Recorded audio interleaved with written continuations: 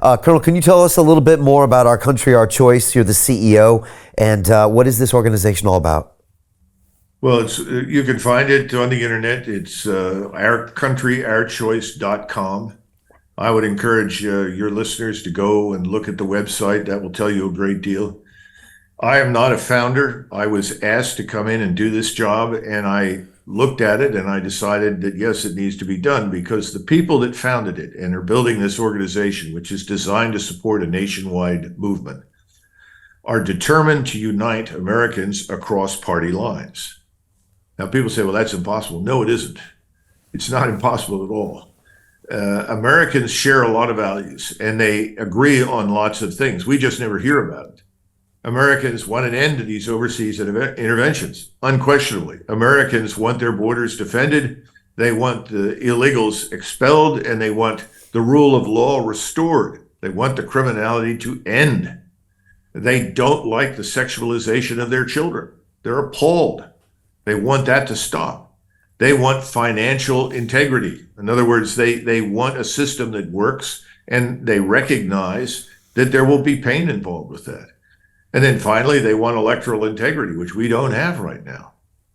So those are things on which we can agree, and those are the cornerstones of the edifice that we're trying to build. And we're trying to say, stop the Republican versus Democrat nonsense. If you look at the last 30 years, what's the difference? You know, we walk in and we vote against these same things and nothing changes. So I think there's real potential there for something positive to emerge in our country. And we're getting a lot of inquiries from Europe and as far away as India, who are saying we want similar chapters. People are tired of being divided, tired of being encouraged to hate. And we have a big problem with that politically in our country. We want to pull together Americans, American citizens, people who are first and foremost Americans and believe in their country. And that's what it's all about. We want to save this country. We're tired of watching it deteriorate and fail. You know, Colonel, I ran to be mayor of London in 2021, spent about 7 months campaigning as an independent because I was tired of watching the city that I love and live in being run into the ground. And I got an education that it's very hard to break a two-party system because it's a bit like two corporations that are there to survive and grow and take as much money as possible and control things. And it becomes less about the city, less about the candidates, and it just becomes a kind of a power struggle that really doesn't have anything to do with the good of the city or the citizens' choice. So I kind of understand what you're talking about here. These things get so powerful that they actually trump everything around them, including the policies themselves and the actions themselves. Do you think that this will lead to the abolishment of the two-party system? No. But what I think you're going to see is something similar to 1861. And what I'm talking about is we're in a national crisis, much as we were then. Americans feel that. And it's not going to get any better over the next several months. And the worse it gets, and I predicted it will get very bad, certainly on the economic side. People have to put food on the table. Everybody says, well, it's inflation. It's more than that. We're watching the distribution systems, which work brilliantly in this country, deteriorate. We're watching the delivery of services vanish. We're watching crime run out of control. We haven't faced this kind of thing. It's an existential crisis for us. The war we need to win is the war for our future, which is here at home, not in the Middle East and not in Eastern Europe. And I think Americans are coming around to understanding that, believing that. So I do think there is a chance for this third way, if you will, to triumph. I'm not saying it's going to happen instantly or it's going to be easy, but there's a lot of discontent with the old structures, the old ways of doing business. And we Americans are different. We can suddenly turn on a dime in ways that most people in the world don't understand. And somebody said, well, what are the Americans really like? I said, well, we're halfway between the Germans and the French. We can suddenly become revolutionary like the French, but we're also very wedded to the rule of law, like the Germans. Lenin said, the Germans are hopeless. How can you have a revolution with Germans? They all go to the train station, buy a ticket to get on the train and ride to the revolution. He said, Russians, knock over the railroad station, kill the engineer, take over the train, and ride to the revolution. He said Germans are hopeless. Well, we're not quite hopeless, but we're like that until it becomes clear there's no alternative. So I think we can see a blend of the best of both French and Germans and see real anger manifest itself in positive change. Anyway, that's the hope. Not violent. We don't want a guillotine sitting in downtown Washington. That's not the goal. But we can still have real fundamental change and then enforce the law. I read some study that said recently, Colonel, that whether you were a Democrat or a Republican, that most of the people that identified that also agreed with, say, 90% of the policies on that ticket. And I think the point of that study was just to show that statistically that's so improbable, which means that once you kind of get branded red or blue, you end to take on this identity where you end up arguing for the policies without ever having thought them through.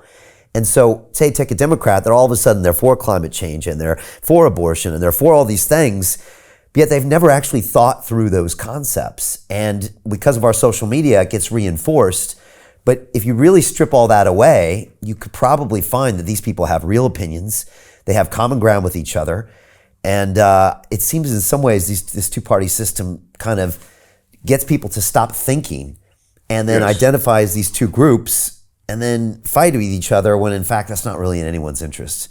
I don't know if that makes sense, but... Hey, listen, I think that's a brilliant summation, and I think you're absolutely right. But I think we can break through that. If I didn't believe that, I wouldn't have taken the job. Yeah. Well, I think it'd be amazing. I'm on the website right now. It's ourcountry.ourchoice.com. And I've all for this. This is a fantastic idea, and I hope we adopt it here in Britain as well. Colonel, I appreciate your thoughts on this global situation. You know, I spent a good 25 years living in America, and I can agree with what you said. When you're in America, at least when I was there in the 80s and the 90s and the noughties, you know, it's a place that's very America focused. People used to joke that most Americans don't have passports. It's because we focus on our commerce. We focus on everything that's between our two coasts. And over there is over there. And at the end of the day, we don't really care or can place on the map where Afghanistan is or Ukraine is or these other places. We want our system to work. We believe in promoting the country and the commercialism. And so many people have really showed that. And with these terrible withdrawals out of Afghanistan and all these other questions, it would be great for America and the government to align back to what those citizens really want. And I hope we see that going forward. So do I. Yeah. Colonel, thank you for coming on. I really wanted to get your take on this situation in the Middle East. And as always, you give us a great unfiltered look into what looks like some realities on the ground. I hope someone's out there is listening. I hope someone can have a conversation with the Ukrainians, or at least do what they have to do there, and with the Israelis, to where these things stop happening.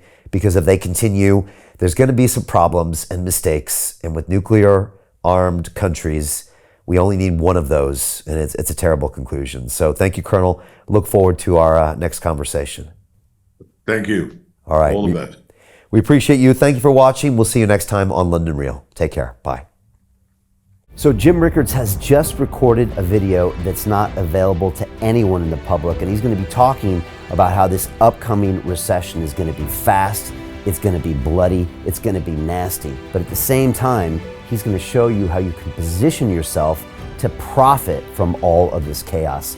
Now, we've made this video only available to our viewers. Go to londonreal.tv/Jim. Watch that immediately. I can't say enough good things about Jim Rickards. He understands the global economic system better than any guest I've ever had on London Real. His predictions are almost uncannily true, and you can learn how to profit from his vision, from his expertise, and his understanding of economics. So go to londonreal.tv/Jim or click the link below. It's an excellent, excellent look on what's going to happen in the future and how you can position yourself to profit from that. Jim is one of the best in the business, one of my favorite guests on London Real, and he's very, very good at predicting the future and showing us all to profit from it. So click the link, and I hope you enjoy. Hey, do you want to profit from crypto? Then join my DeFi Academy. The Crypto DeFi Academy will help you create generational wealth. But don't take my word for it. Listen to my students. When I first got into crypto, I remember thinking to myself, I need to learn more. Brian Rose, learning crypto, learning DeFi, gotta do it.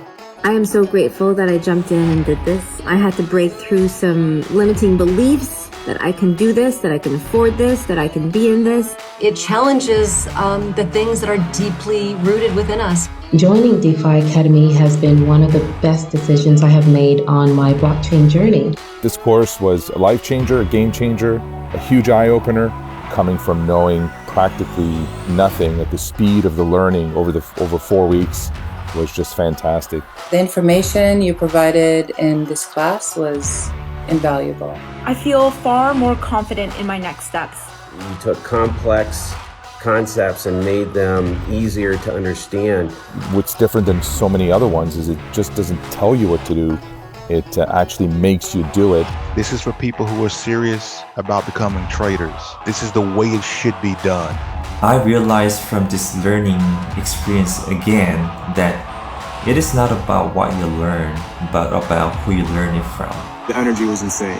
I've never experienced such incredible energy on a live call. Brian Rose, you are a legend, my friend.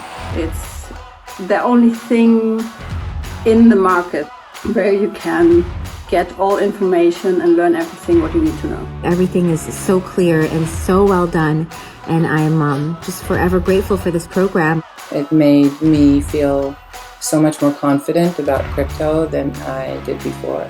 I did not anticipate how passionate I was going to become about it. It's also been like a big learning experience for me, not just in the crypto space, but just in overall balance of life. What I've learned is, how to take ownership, of my life in a way that I really hadn't before. Yeah, you can't put a price on that, really. I would recommend it to anybody, top notch. Excellence does not come cheap. So if you want excellence, you got to pay for it, but it's so worth it. Pull the trigger. That's what this course is about. You're not going to regret it, really. It's amazing. Thank you, Brian and team. So what are you waiting for? Crypto is happening now. Click the link below, submit your application, and let me mentor you on how to create generational wealth and build the decentralized financial infrastructure of the future.